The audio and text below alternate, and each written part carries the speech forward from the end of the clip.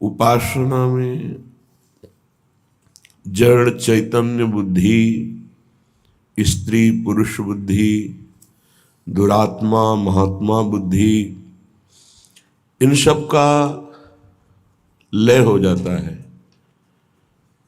उसकी दृष्टि में न कोई स्त्री है, न कोई पुरुष है, न कोई दुरात्मा है, न कोई महात्मा, एकमात्र परमात्म दृष्टि जागृत होती है। ये जागृत होती है, पहले भावना की जाती है, फिर स्थिति होती है। जैसे पार्थिव स्थिति होने पर पहले स्त्री पुरुष जड़ चैतन्य दुरात्मा महात्मा ऐसा दर्शन होगा, बाद में भगवत भाव होगा। लेकिन स्थिति होने पर केवल भगवत भाव रहता है, केवल प्रभु भाव रहता है। जब तक ये भाव नहीं रहता तब तक बहुत कच्चाई है, और उपासक को सावधानी पूर्वक अपने को परिपक्व करना है। परिपक्व अपना प्रयास और गुरु इष्ट कृपा, अपना केवल प्रयास ही है, कृपा का भरोसा नहीं तो परिपक्व अवस्था नहीं प्राप्त हो सकती। और आप वाणी से केवल कृपा शब्द का उच्चारण करते हैं और आप प्रयास बिल्कुल नहीं कर रहे, पुरुषार्थ नहीं कर रहे, मनमानी आचरण कर रहे हैं, तो स्थिति नहीं प्राप्त हो सकती। स्थिति प्राप्त होती अपना संपूर्ण पुरुषार्थ लगा दे और भगवत कृपा का, गुरु कृपा का भरोसा, तो स्थिति निश्चित प्राप्त हो जाती है। यही स्थिति जीवन मुक्त करती है, और जीवन मुक्त महापुरुष ही प्रियालाल के प्रेम का रसास्वादन करता है। जब तक देह भाव पुष्ट है तब तक प्रेम का प्रादुर्भाव नहीं होता। जैसे जैसे देह भाव गलित होता है वैसे वैसे प्रेम प्रतिक्षण वर्धमान होता रहता है, बढ़ता रहता है। प्रेम अगाध समुद्र है, इसलिए कभी इसमें पूर्णता नहीं होती कि अब पूर्ण प्रेम आ गया। कभी प्रेमी को ऐसा अनुभव नहीं होता कि मैं प्रेमी हूं या मेरे में प्रेम है या पूर्णता है, नहीं। हर समय एक विचित्र कोटि की चाह उत्पन्न होती है।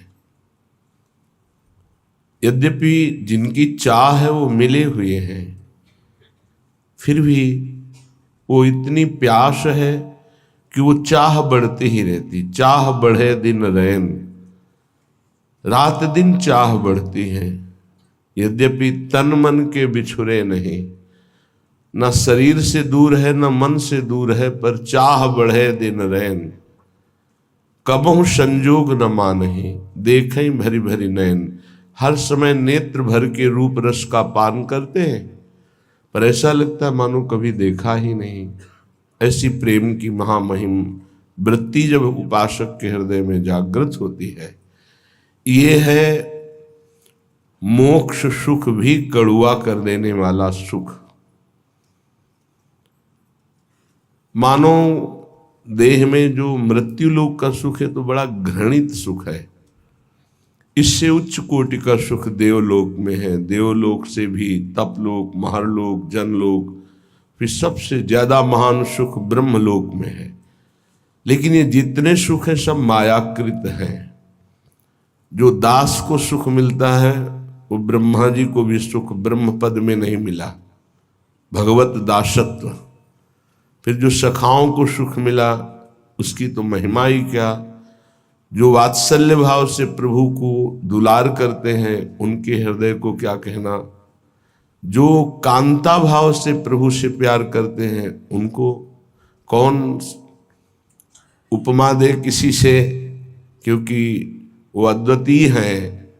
जो कांत श्री कृष्ण को मानकर आठों पहर उनमें चित्त को श्रृंगार भाव से जोड़ते हैं। और ये तो महामाधुर्य रस वृंदावन नित्य विहार, यहां जब चित्त स्पर्श करता है तो मोक्ष कड़ुआ लगने लगता है।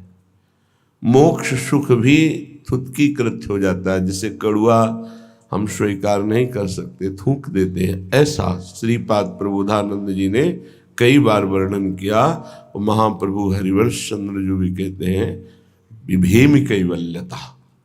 ये तो भयावह है मोक्ष पद, भय लगता है इससे।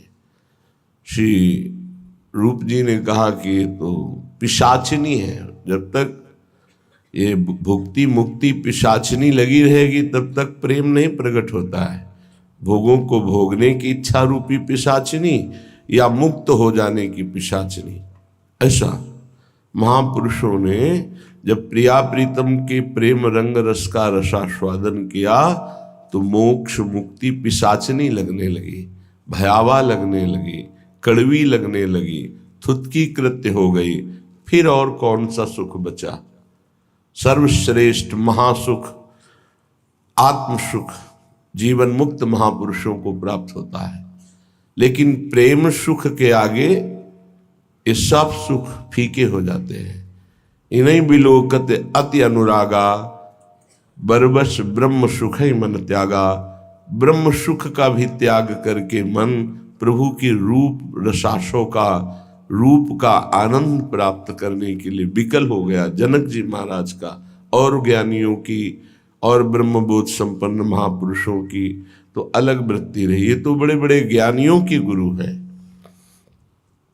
इसलिए श्रीपाद कह रहे कि तिक्ति भूता विमुक्तिर विषम निरय वदभाति सर्वेन्द्रियार्थाः सर्वे भोगा भवन्ति प्रबल गरल वन्युद्भट ज्वाल कल्पाः